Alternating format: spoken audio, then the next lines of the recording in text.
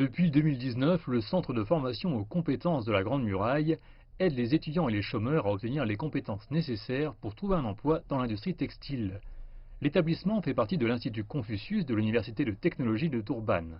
Ce n'est qu'une des nombreuses initiatives chinoises visant à aider l'Afrique du Sud à faire baisser le taux de chômage élevé dans le pays.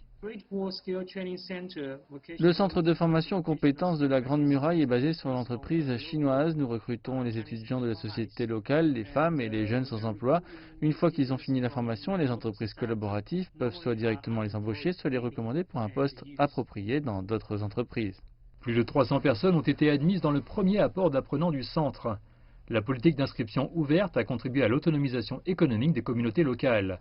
Avec plus de 6500 apprenants inscrits en mandarin et plus de 180 000 participants, l'Institut Confucius a non seulement joué un rôle central dans la création du centre, mais a également aidé les étudiants locaux à trouver des possibilités d'études en Chine.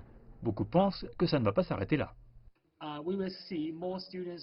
Nous allons voir plus de programmes d'échange d'étudiants à l'avenir. Je sais que la demande des étudiants sud-africains pour aller étudier en Chine augmente chaque année. Actuellement, nous avons plus de 3000 étudiants sud-africains qui étudient en Chine pour un diplôme ou un cursus court avec divers programmes de bourse d'études. Il y a déjà plus de 81 000 étudiants africains qui étudient en Chine et le pays compte de très nombreux collèges TVET. Cela signifie qu'il y a plus d'opportunités pour les Sud-Africains qui cherchent à acquérir des compétences techniques très recherchées. La Chine n'a pas investi uniquement dans les centres de compétences et les programmes d'échange. Des leaders du milieu universitaire chinois viennent également en Afrique du Sud et transmettent leurs connaissances et leurs compétences par les programmes locaux d'enseignement supérieur. À mon université du Cap Occidental, le professeur Xu Yongxin détient la chaire de l'UNESCO en hydrogéologie. C'est donc un autre exemple de l'aide chinoise dans une université sud-africaine pour atteindre de grands sommets. Et bien sûr, la Chine est aussi notre partenaire sur plusieurs kilomètres carrés avec le futur plus grand radiotélescope du monde. Il y a donc une diversité de liens sino-sud-africains dans l'enseignement supérieur.